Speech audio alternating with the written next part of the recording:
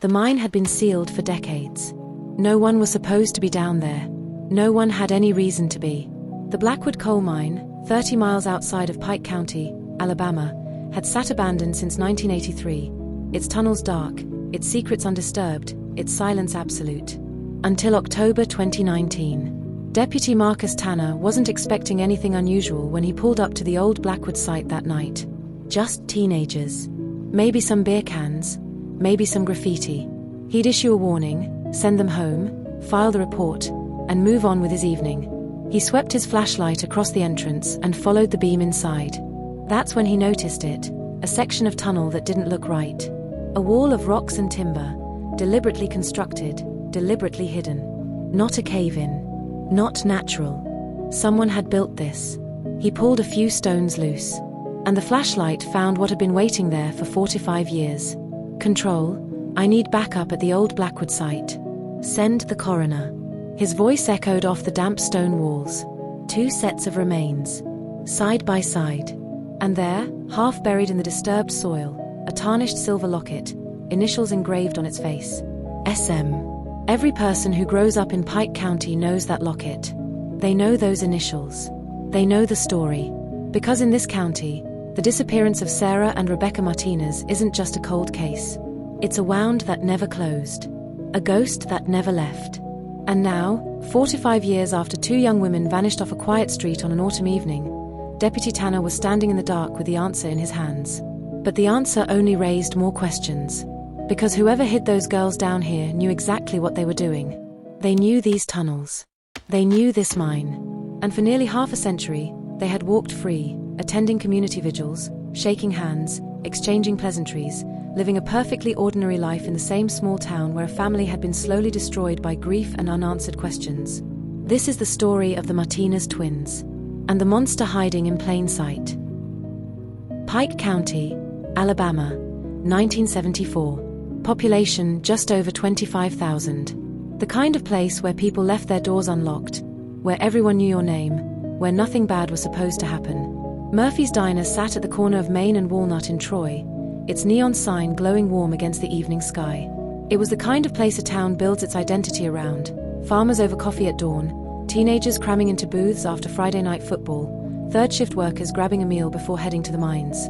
Sarah and Rebecca Martinez had worked there since 1972, fresh out of Pike County High School. They were impossible to miss. Identical twins, 5'4", glossy black hair past their shoulders, smiles that, according to every regular who sat in their section, could light up the whole room. Their father, Robert, had moved the family from Arizona nearly a decade earlier for a foreman job at Blackwell Mining. In a county where Hispanic families were rare, the Martinez twins stood out. But they were of this place. This was their home. And yet, if you knew them, you knew they were more than just a matching set. Sarah, older by 7 minutes, wore her hair parted on the left. Quiet confidence. She was saving every dollar from those diner shifts for nursing school. She had a plan. She had a future mapped out. Rebecca, Becca, parted her hair on the right. Louder laugh, bigger personality, guitar in hand at Sunday church gatherings. She talked about Nashville like it was already decided. 2 different people. 2 different dreams. 1 terrible fate. October 17th, 1974, started as nothing. A Thursday. A normal shift. At 8:07 p.m., both sisters clocked out, collected their tips, and waved goodnight to the manager. "See you tomorrow," Sarah called out. Those were the last words anyone at Murphy's ever heard her say. The walk home was 12 minutes. A route they'd taken hundreds of times. Lit streets, familiar faces, nothing to fear. They never arrived. By 9:15 p.m., Maria Martinez was standing at the front window. By 10 p.m., she was calling Murphy's Diner, hands trembling, telling herself there was a reasonable explanation. By 11 p.m., her husband Robert was driving every street in Troy, windows down, scanning the sidewalks, calling his daughters' names into the dark. By midnight, they were at the sheriff's department. The deputy on duty told them to wait until morning. 2 adult women, he said. Probably out with friends. Probably fine. Morning came. The beds were undisturbed. No calls. No messages. No Sarah. No Rebecca. Within hours, the whole town knew. Neighbors showed up at the Martinez home before breakfast. Search parties formed without anyone needing to ask twice. The local radio station cut regular programming to issue appeals. The high school football game that Friday was postponed. Finding those girls was the only thing that mattered. People called in sick to work. Women cooked for the volunteers. Men searched until their feet gave out and then searched some more. It was unlike anything Pike County had ever seen. And for a few days, it felt like love might be enough. Like if enough people looked hard enough, they would find them. They didn't. The FBI arrived within days. Agents combed the twins' bedroom, undisturbed, savings still in the drawer, jewelry still on the dresser. Everything exactly where it should be. Everything except one thing. Sarah's silver locket was gone. The only concrete lead came from 3 separate witnesses who had noticed a blue Ford pickup truck idling near Henderson's pharmacy around the time the twins would have passed by. A mid-1960s model. Dented right fender. Partial plate, a 7 and a 4. The driver, barely visible, wearing some kind of cap. It wasn't much, but it was something. Investigators compiled every blue Ford pickup registered in Pike County and surrounding counties, 127 vehicles. They tracked down each one, interviewed each owner, checked for signs of fresh cleaning or recent bodywork. 8 days in, they found their truck. James Whitley, a 42-year-old mechanic, 2 blocks from the diner, drove exactly that vehicle. He admitted to being in the area that evening. Engine trouble, he said, stopped to let it cool down, went straight home. His wife confirmed it. No evidence contradicted him. No warrant could be obtained. He stayed on the informal list, but the trail went cold before it even started. 3 more names surfaced over the following weeks. A distant cousin who'd visited from Arizona and had made unwanted advances towards Sarah. His employer's records placed him out of state, though questions about those records would resurface years later. The mine owner, Thomas Blackwell, whose alibi was airtight. And Rebecca's ex-boyfriend, Daniel Cooper, who cooperated fully, voluntarily took a polygraph, and passed. Nothing stuck. Nothing connected. And then, in December 1974, a bank robbery 3 counties over killed 3 people and stole over $200,000, the biggest heist in Alabama history at the time. Law enforcement resources flooded toward the manhunt. The Martinez case, already starved for leads, was quietly pushed aside. By Christmas, the daily briefings had stopped. The search parties had gone home. The posters of the smiling twins in the shop windows began to yellow at the edges. The case was still technically open. It would remain open for decades. But everyone knew what that really meant. Robert Martinez didn't accept it. While the rest of the world moved on, Robert converted his garage into something between a command center and an obsession. Maps of Pike County covered every wall. Red pins for areas searched, blue pins for reported sightings, yellow pins for places still to check. Filing cabinets packed with notes, witness statements, and hand-copied case documents. A dedicated phone line, the number printed on flyers he distributed across Alabama and the neighboring states, just in case someone knew something they hadn't said yet. He slept 4 hours a night. Sometimes less. His son Miguel would wake at 2 in the morning and find him at the kitchen table, studying maps, reading books on investigative technique, teaching himself to think like a detective because he believed the police had stopped thinking at all. By 1976, his hair had gone completely white. By 1980, his heart was failing. Doctors said it directly, the stress was killing him. Robert kept searching anyway. What else was there to do? Stopping felt like abandoning them. And Robert Martinez did not abandon his children. While Robert burned himself down searching, Maria held herself together through something quieter. Faith. And an absolute, immovable refusal to use the word dead. Not once. Not in 45 years. Her daughters were missing. They were away. They would come back. Every night at 8:45 p.m., the time they should have walked through the door, she set 2 places at the dinner table. Full plates. She sat by the front window until midnight. She changed the sheets on their beds every week for decades. She kept their clothes in the closet, their books on the shelves, the door to their room open, always open. Well-meaning friends suggested memorials. Closure. Moving on. Maria turned them away, politely and permanently. For their younger siblings, Miguel and Lucia, 15 and 12 when the twins vanished, the aftermath was its own kind of grief. They didn't just lose their sisters. They lost their parents too. Robert was gone before dawn every morning, chasing shadows. Maria was present in body but somewhere else entirely, suspended in a moment that wouldn't resolve. Miguel left for college in California and rarely came back. The distance was the only way he knew how to survive it. Lucia stayed. Someone had to. She attended every vigil, spoke to every reporter on every anniversary, and watched her parents age under the weight of something that should never have been theirs to carry. She cooked the meals, paid the bills that Robert could no longer manage, and kept the family's quiet search alive when everything else was running out. The years kept passing. The town kept changing. Murphy's Diner closed. The mine shut down. A shopping mall rose on the outskirts of town. The courthouse square emptied out. And every October, without fail, two faces looked out from a newspaper anniversary story.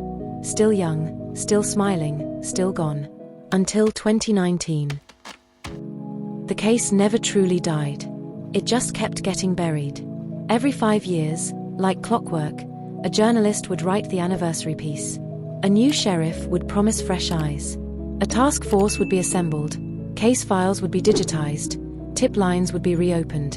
And every time, the effort would crest and then recede, like a wave that never quite reached the shore. In 1979, a new sheriff came in on the specific promise of solving the Martinez case.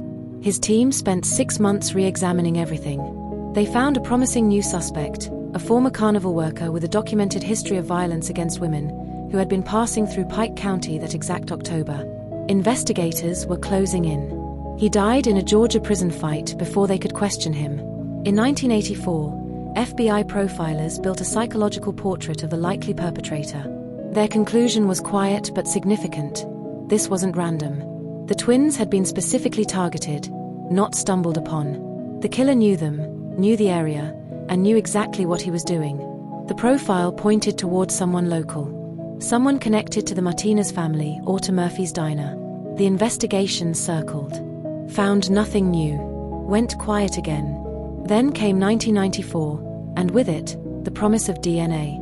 Officials announced they would retest every piece of physical evidence with a new technology that had begun transforming criminal investigations across the country. Families of cold case victims everywhere were holding their breath. The evidence from 1974 had been improperly stored for 20 years. Most of it was degraded beyond use. The hair ribbon found near the twins' walking route, the one that had seemed so significant in those first frantic days of searching, was confirmed, definitively and finally, to have no connection to either sister. Dead end. Again. By 2002, the Alabama Bureau of Investigation had established a dedicated cold case unit, and the Martinez disappearance was among the very first files they pulled. Investigators digitized everything, built computer models, established a new tip line. For a brief window, momentum returned. In 2008, construction workers on the edge of Troy unearthed what appeared to be human remains. For 3 days, the Martinez family waited. Robert by the phone, Maria by the window, Lucia holding both of them together with nothing but sheer will. The bones were Native American remains, centuries old. The family exhaled and kept waiting. By the 2010s, the case had taken on an almost mythological quality in Pike County. Younger residents had grown up with it, not as a tragedy they remembered, but as a story they'd been told. A legend. There were whispers of ghostly twin figures seen walking Pine Street on autumn evenings, voices heard near the sealed mine entrances on quiet nights. For Robert and Maria Martinez, there was nothing mythological about any of it. It was just their life, their missing daughters, their unanswered question. Robert had survived 2 heart attacks. Maria had never once reopened those bedroom doors. Lucia had never left Troy. Miguel had never fully come back. And Howard Keller had never said a word. He mowed his lawn on Saturdays. He attended First Baptist most Sundays. He fixed his neighbor's appliances for free and waved from the driveway without stopping to chat. He had lived 6 blocks from the Martinez family for 45 years, close enough to see the light in Maria's window every night. He knew exactly what she was waiting for. October 12, 2019. 45 years and 5 days after Sarah and Rebecca Martinez vanished. Deputy Marcus Tanner was 32 years old. He had grown up hearing the story the way everyone in Pike County grew up hearing it, around campfire pits, in history class, from older relatives who remembered the search parties. To him it was legend. Folklore. The kind of thing that felt too old and too distant to be real. He wasn't thinking about the Martinez twins when he pulled up to the Blackwood mine that evening. Just teenagers. Just a routine call.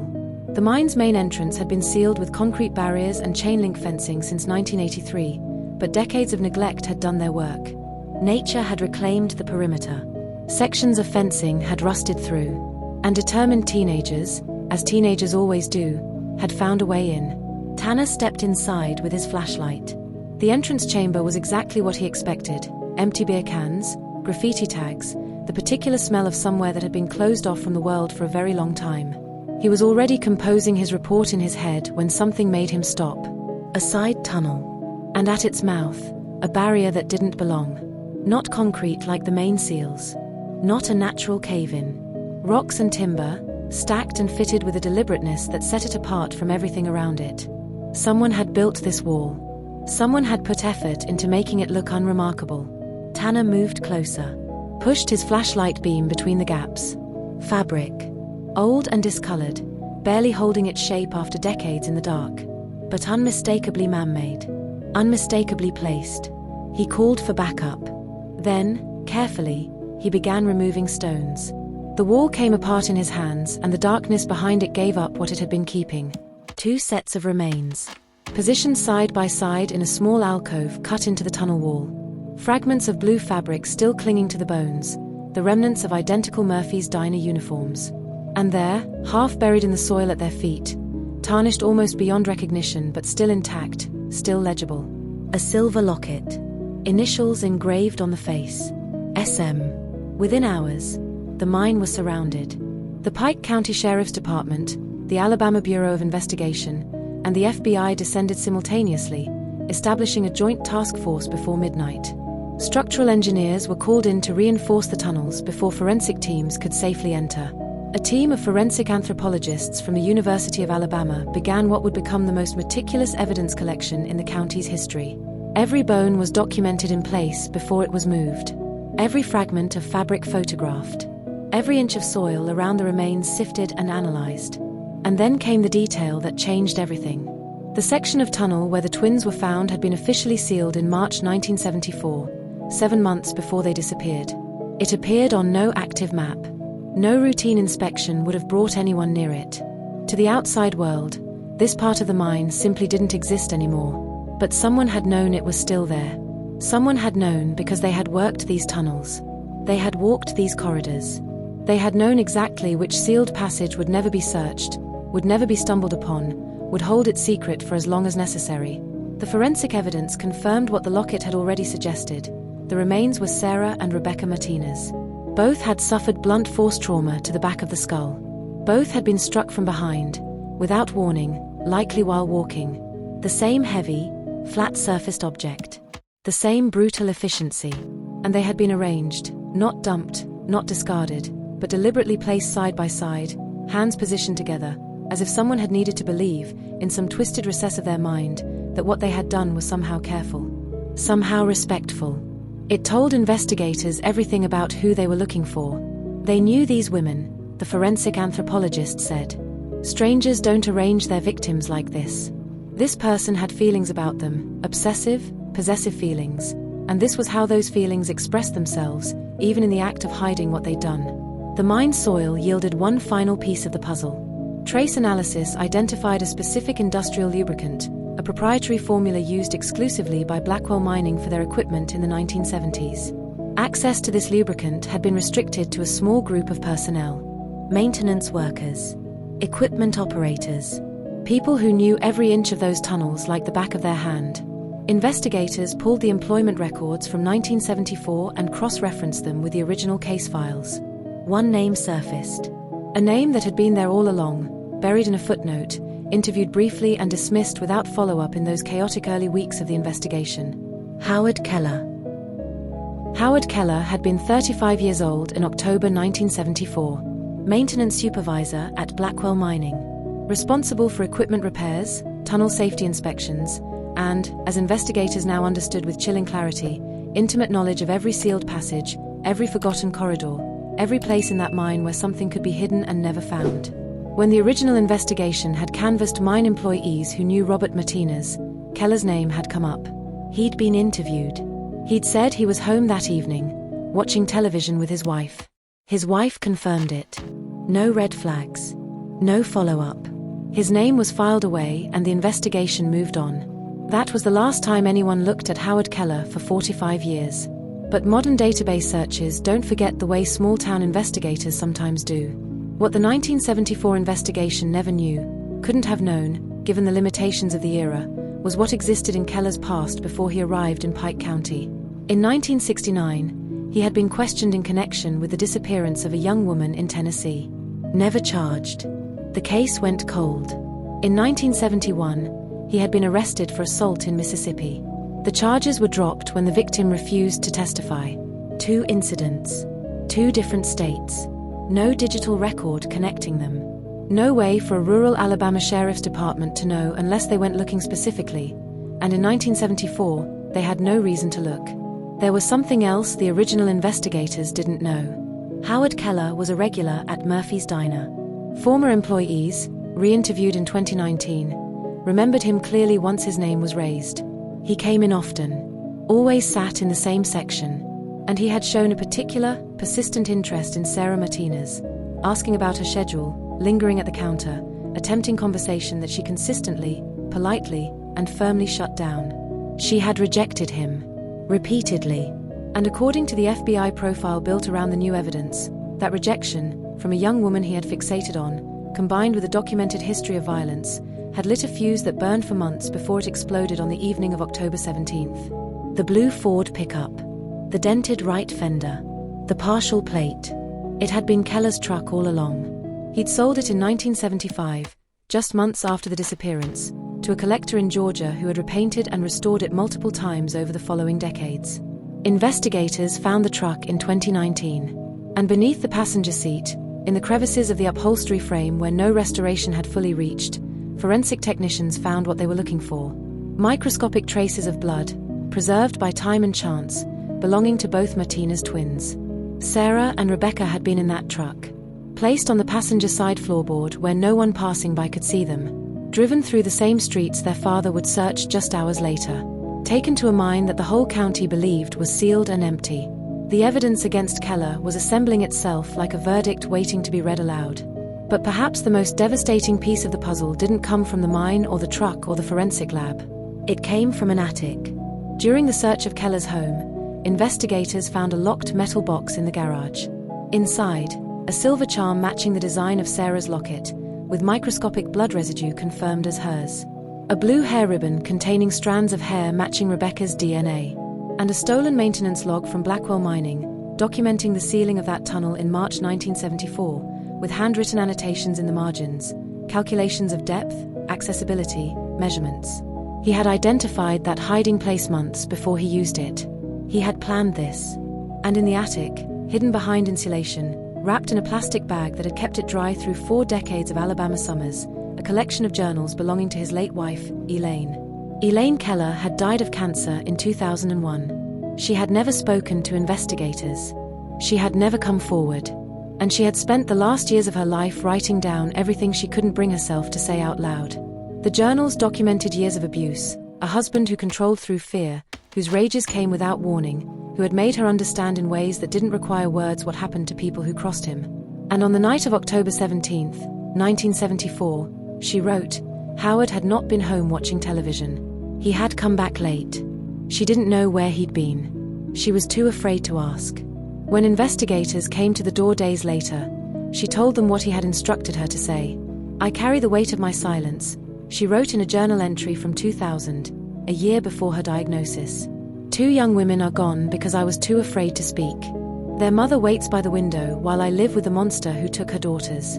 She had known, or suspected, and the fear had been stronger than the truth for 27 years. Elaine Keller never found her courage while she was alive, but her words, preserved in a plastic bag in an attic, finally spoke for her. October 25, 2019. Before dawn, a tactical team surrounded a modest ranch house on Maple Street in Troy, Alabama. The lawn was immaculate, as always. The garbage cans had been brought in from the curb, as always. The house looked exactly like what it had always appeared to be, the home of a quiet, unremarkable elderly man who kept to himself and caused no trouble. A bullhorn shattered the silence. Howard Keller emerged in his bathrobe, 80 years old, hands raised, blinking into the lights. Neighbors watching from behind curtains described the scene as surreal. This was the man who had fixed their appliances without charge, who had waved from the driveway every morning, who had sat 2 pews behind them at First Baptist for 40 years. They kept waiting for the misunderstanding to reveal itself, for someone to explain that there had been some terrible mistake. There was no mistake. By noon, his name was everywhere. By 3 p.m., the sheriff stood before cameras confirming what Pike County could barely process. Howard Keller had been charged with 2 counts of first-degree murder in the deaths of Sarah and Rebecca Martinez. The community didn't explode with anger. Not immediately. What came first was something quieter and more unsettling, a collective disorientation, a sudden vertigo, as if the ground beneath the town's feet had shifted without warning. Because this wasn't a drifter. It wasn't a stranger passing through. It wasn't the faceless predator that people had spent 45 years imagining. It was someone who had attended the candlelight vigils for the twins he had killed. Someone whose face appeared in the background of a Troy Messenger photograph from the 1979 memorial service, standing among the grieving as if he belonged there. Someone who had, according to former colleagues at Pike County High School where he later worked as a maintenance supervisor, occasionally brought up the Martinez case himself. "They'll never find those girls looking where they're looking," he had said more than once. Everyone had thought he was just doing what the whole town did, speculating, armchair detecting, keeping the legend alive. No one had heard the confession buried inside the words. For the Martinez family, the arrest broke open something that had been sealed almost as long as that tunnel. Robert Martinez, 87 years old, frail, confined to a wheelchair, was brought to the courthouse for the arraignment. He sat in silence as Howard Keller was led into the room. For a long moment, the father who had spent decades searching for his daughters looked directly at the man who had taken them. No words were exchanged. None were needed. Maria refused to attend. She sent a message through Lucia: "I cannot be in the same room as the devil who took my girls." Miguel flew in from California for the first time in years, standing on the courthouse steps afterward, looking out at a town that had aged around the wound his family had been carrying alone. In a brief statement to the press, he said what needed to be said without dressing it up. "There is no arrest, no conviction, no punishment that can restore what was taken from us. Justice delayed this long is justice diminished." He wasn't wrong. And he wasn't finished. The community that had failed to see Howard Keller for what he was now had to sit with that failure. Town halls were organized. Difficult questions were asked about how a predator had lived openly among them for nearly half a century, attending the memorials for his own victims, maintaining his reputation, continuing his life without interruption while a family 2 miles away was quietly coming apart at the seams. Outside his now empty house on Maple Street, a spontaneous memorial appeared. Photographs of Sarah and Rebecca, candles, flowers, and handwritten notes from residents who felt, rightly or not, that they owed the twins an apology they could never fully deliver. The trial was set for March 2020. The world had other things on its mind by then. But Pike County was not going to wait any longer. The courtroom was quieter than anyone expected. March 2020. The world outside was unraveling, a pandemic rewriting the rules of daily life in real time. Inside the Pike County Courthouse, proceedings were modified, distances maintained, attendance limited. But the trial of Howard Keller moved forward without delay. After 45 years, the Martinez family was not going to be asked to wait one more day. The prosecution didn't need theatrics. The evidence did the work. Former Murphy's Diner employees took the stand one by one, describing a man who came in too often and stayed too long, who asked about Sarah's schedule with an interest that made her uncomfortable, who sat in her section and watched her in a way that the other waitresses had noticed and discussed among themselves but never reported because in 1974, in a small Alabama town, a man staring at a young woman wasn't considered a reason to call the police. Forensic experts walked the jury through 45 years of science. The DNA confirmation of the remains. The blunt force trauma to the back of both skulls. The industrial lubricant that only a Blackwell mining employee could have tracked into that tunnel. The blood preserved beneath the seat of a truck sold almost before the investigation had properly begun. The stolen maintenance log with its chilling handwritten calculations, a man mapping out his plan months before he executed it. And then there were Elaine's journals. Passages were read aloud in that courtroom that Elaine Keller had written alone, in secret, over decades of silence. Her words filled the room with a grief that had nowhere else to go. A woman who had been too afraid to tell the truth while she was alive, finally telling it from beyond the grave.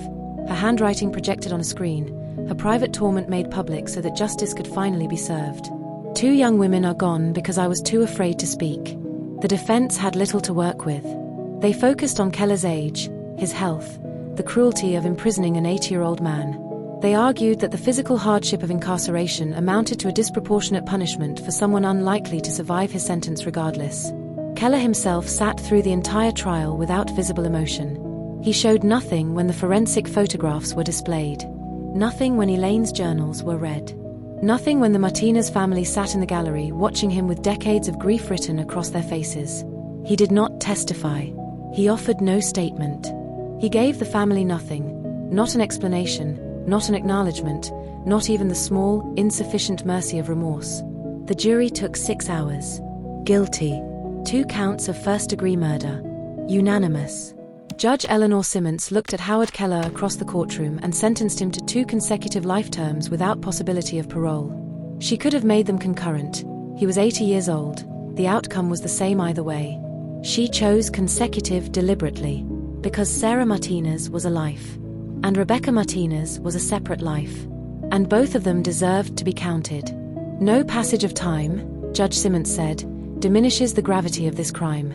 2 promising lives were cut short. A family was shattered. A community lost its sense of security. Justice may have been delayed, but it will not be denied. In the gallery, Lucia Martinez pressed her hand to her mouth. Miguel sat with his eyes closed. And somewhere across town, an 85-year-old woman sat in the living room where she had kept the faith for 4 to 5 years, waiting for someone to call with the news she had never stopped believing would one day come. Robert Martinez died 2 weeks after sentencing. Peacefully, in his sleep, in the same house where he had built his command center decades earlier. The maps long since taken down, the filing cabinets finally closed, the dedicated phone line silent. He had spent the better part of his adult life doing the one thing a father should never have to do. And he had done it without stopping, without surrendering, without ever allowing himself the relief of giving up. He lived long enough to see it finished. That felt, to those who knew him, less like coincidence and more like intention, as if some part of Robert Martinez had simply been waiting for permission to rest. In the weeks following the conviction, Maria Martinez did something she had not done in 4 to 5 years. She let Lucia pack up the twins' bedroom. The clothes they would never wear again. The books they would never finish. The nursing school brochures Sarah had kept in her desk drawer. Rebecca's collection of music magazines, the ones she'd saved up for and read cover to cover, dreaming about Nashville. All of it carefully folded, carefully boxed, and donated to a women's shelter in Troy, given to people who needed it, which is exactly what Sarah and Rebecca would have wanted. Maria kept 3 things. A handful of photographs. The silver locket, returned to the family after the trial concluded. And Rebecca's guitar, which now hangs on the living room wall, directly above the chair where Maria still sits each evening. Not waiting anymore, just remembering. Miguel and Lucia established the Martinez Foundation in their sisters' names, funding cold case investigations across Alabama, providing grants for advanced forensic testing, specialized training for rural law enforcement agencies, and resources for families navigating the particular, exhausting grief of cases that go unanswered for years. Their mission was simple. No other family should have to wait 4 to 5 years for someone to look in the right place. Howard Keller died in prison in January 2022. He never explained himself. Never expressed remorse. Never gave the family the one thing that no conviction, no sentencing, no justice system in the world could compel him to provide, an answer to the question that had haunted Pike County since 1974. Why?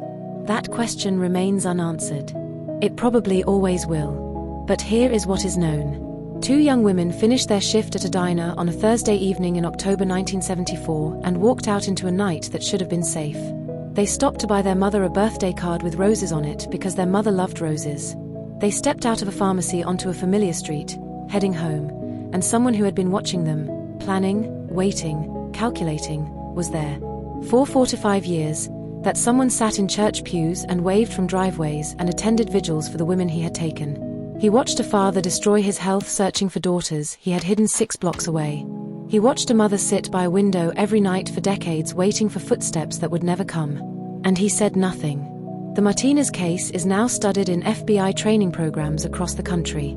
It appears in forensic science curricula as a lesson in what modern technology can recover from evidence that investigators once considered worthless. It is a testament to what doesn't disappear simply because time passes. Not DNA preserved in the crevice of a truck seat, not ink preserved in a hidden journal, not the determination of a family that refused to stop asking the same question year after year after year. In Pike County, the schools now teach a unit on community safety and the importance of paying attention, really paying attention, to the people living alongside you. A volunteer citizens group works with local police to track unsolved cases and missing persons. The Historical Society has dedicated a permanent exhibit to Sarah and Rebecca Martinez, not as a ghost story or a legend, but as two real women with real dreams who deserved better from the town that failed to protect them.